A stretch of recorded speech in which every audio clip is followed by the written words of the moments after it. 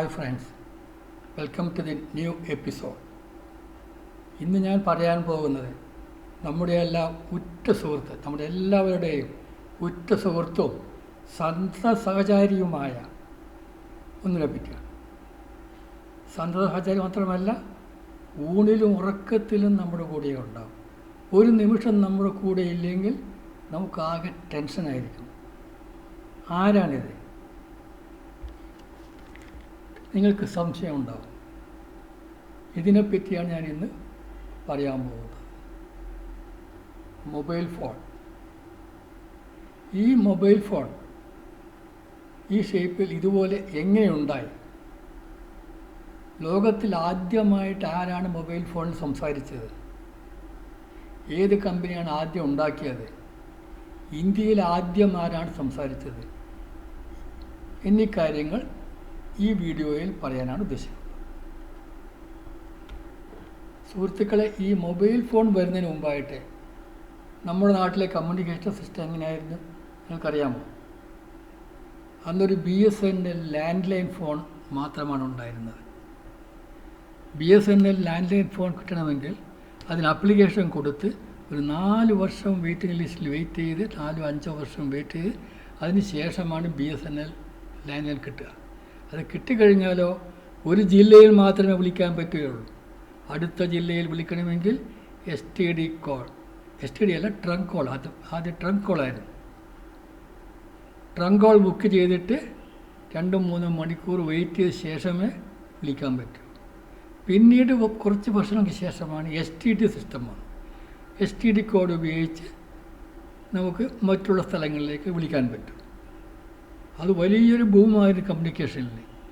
അന്ന് നാട്ടിൽ മുക്കിലും മൂലയിലും STD ബൂത്ത്, നാട്ടിൽ ചെറിയൊരു ബൂത്ത് വെച്ച് ഒരുപാട് പേർക്ക് ജോലി കിട്ടി. ഒരുപാട് പേര് ജോലി ചെയ്തു. STD ബൂത്തുകളുണ്ടാക്കി STD കോഡ് ഉപയോഗിച്ച് ചീപ്പ് റേറ്റിൽ നമുക്ക് പല സ്ഥലത്തും വിളിക്കാൻ പറ്റുമായിരുന്നു. അതിനൊക്കെ ശേഷമാണ് നമുക്ക് ഈ മൊബൈൽ ഫോൺ വന്നത്. സുഹൃത്തുക്കളെ, ലോകത്തിൽ ആദ്യമായിട്ട് മൊബൈൽ ഫോണിൽ സംസാരിച്ചത് ആരാണെന്നറിയാമോ? Margaret Cooper. അതായത് മാർഗരറ്റ് കൂപ്പർ മോട്ടോറോള കമ്പനിയിലെ ഒരു സീനിയർ എഞ്ചിനീയറായിരുന്നു. 1973 ഏപ്രിൽ 3 അദ്ദേഹം ന്യൂയോർക്ക് സിറ്റിയിൽ ഫുട്പാത്തിൽ നിന്ന് ഹാൻഡ്സെറ്റ് ഉപയോഗിച്ചൊരു ഫോൺ ചെയ്തു. ആർക്കാണ് ചെയ്തത് അറിയാമോ? അവരുടെ കോമ്പറ്റീറ്ററായ ബെൽ ലാബ് AT&Tയിലെ ജോയലിനെ വിളിച്ചു സംസാരിച്ചു. We Motorola has achieved, we have made a handset എന്ന് പറഞ്ഞ് ചരിത്ര വിജയം നേടി. അതായിരുന്നു ലോകത്തിലെ ആദ്യത്തെ മൊബൈലും ആദ്യത്തെ മൊബൈൽ ടോക്ക്. അന്നത്തെ മൊബൈലിൻ്റെ സൈസ് എത്രയാണെന്നറിയാമോ? ഒരു ഇഷ്ടികയുടെ സൈസായിരുന്നു. 9 ഇഞ്ച് നീളം, 4 ഇഞ്ച് വീതി. അതിൻ്റെ വെയ്റ്റോ 1.1 kg, 1.1 കിലോഗ്രാം തൂക്കമുണ്ടായിരുന്ന ഒരു ഇഷ്ടികയുടെ സൈസുള്ള മൊബൈലായിരുന്നു.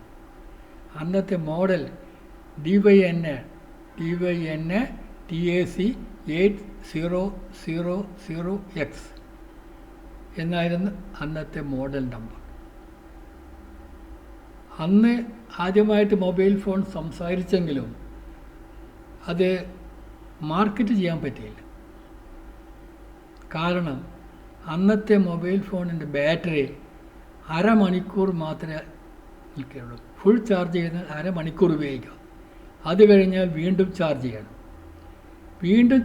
ഫുൾ ചാർജ് ചെയ്യണമെങ്കിൽ 10 മണിക്കൂർ വേണം.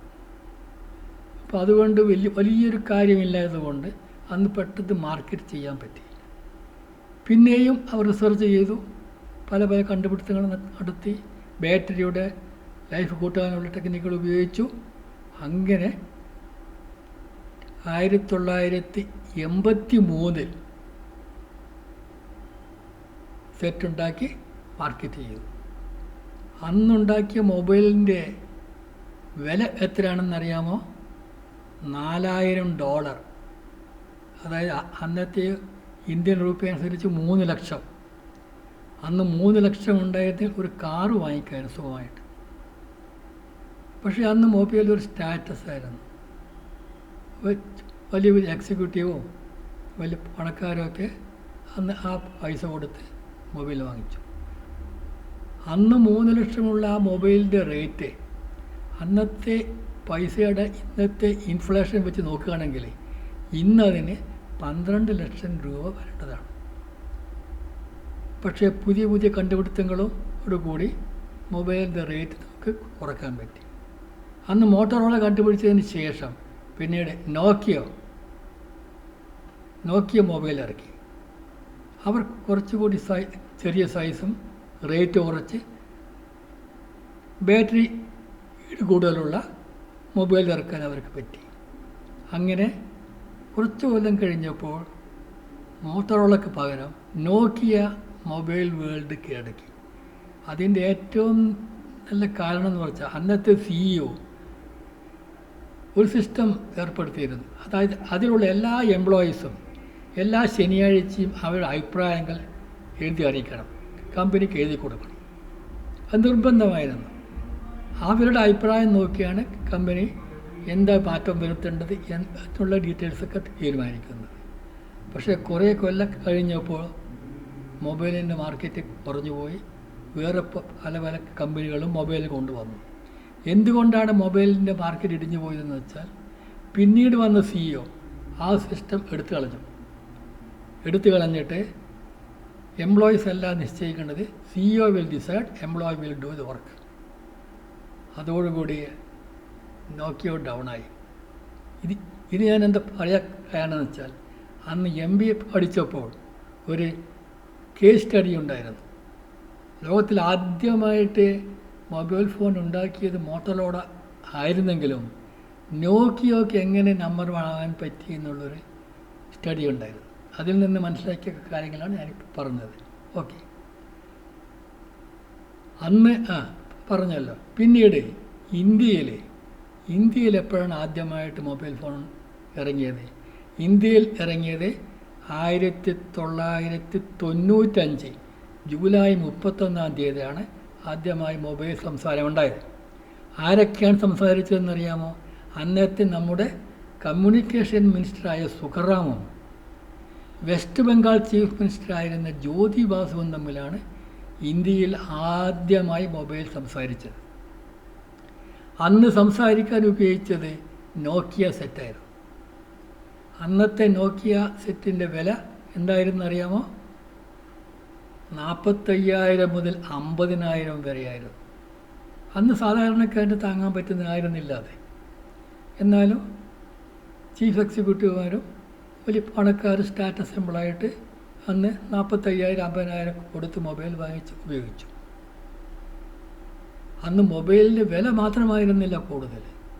Talk time, out going call 1 മിനിറ്റിൽ 16 രൂപ മുതൽ 24 രൂപ വരെയായിരുന്നു.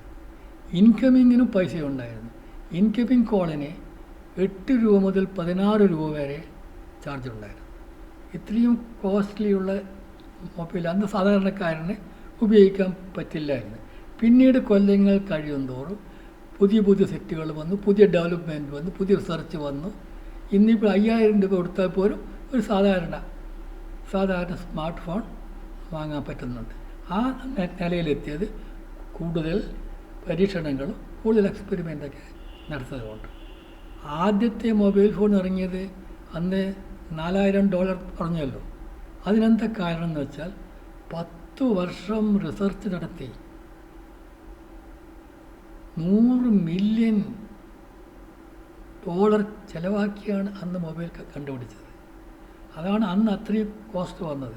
പിന്നീട് കാലക്രമേണ പല റിസർച്ചുകൾ നടത്തി അതിന് റേറ്റ് കുറച്ച് വന്നു. ഇന്നിപ്പോൾ സാധാരണ നിലയിൽ സാധാരണക്കാരനും ഇന്നിപ്പം മൊബൈൽ ഫോൺ ഇല്ലാത്തവർ ആരും ഉണ്ടാവുമെന്ന് എനിക്ക് തോന്നുന്നില്ല. ആ നിലയിൽ എത്തിക്കഴിഞ്ഞു. സ്മാർട്ട് ഫോൺ അല്ലാതെ മൊബൈൽ 1,500 രൂപയ്ക്ക് പോലും ഇപ്പോൾ കിട്ടുന്നുണ്ട്. സാധാരണ ടോക്ക് ടൈം മാത്രമുള്ള അങ്ങനെയുള്ള സ്ഥിതിയിലേക്ക് ഇന്ന് ലോകം എത്തിക്കഴിഞ്ഞു. സുഹൃത്തുക്കളെ, ഞാൻ ഒരു കാര്യം കൂടി പറയുകയാണ്. ഞാൻ എൻ്റെ വീഡിയോ എഡിറ്റ് ചെയ്യാറില്ല. ലൈവായി ടോക്ക് ചെയ്ത് റെക്കോർഡ് ചെയ്ത് അപ്ലോഡ് ചെയ്യും. അതുകൊണ്ട് നിങ്ങൾക്ക് കണ്ടിരിക്കാൻ അത്ര സുഖം തോന്നില്ല. പക്ഷേ ഒരു കാര്യം ഞാൻ ഉറപ്പിച്ച് പറയാം, ഞാൻ ഇടുന്ന എല്ലാ വീഡിയോയിലും എന്തെങ്കിലും ഒരു നല്ല കാര്യം, ഒരു നല്ല മോട്ടിവേഷനോ അല്ലെങ്കിൽ ഒരു പുതിയ നോളജോ എന്തെങ്കിലുമൊക്കെ ഉണ്ടായിരിക്കും. വെറുതെ വേസ്റ്റാവുന്ന വിധത്തിൽ അല്ലെങ്കിൽ ഒരു തമാശ രൂപത്തിൽ ഞാൻ വീഡിയോ ഇടാറില്ല. അതുകൊണ്ട് നിങ്ങൾ സഹകരിക്കണം, മുഴുവനും കാണണമെന്ന് അഭ്യർത്ഥിക്കുന്നു. പിന്നെ ഒരു കാര്യം കൂടി, നിങ്ങൾക്ക് ഈ വീഡിയോ ഇഷ്ടപ്പെടുകയാണെങ്കിൽ ഒന്ന് ലൈക്ക് ചെയ്യാൻ വലിയ പിശുക്ക് കാണിക്കണ്ട എന്നുള്ള അഭ്യർത്ഥന കൂടി തൽക്കാലം നിർത്തുന്നു. Thank you very much.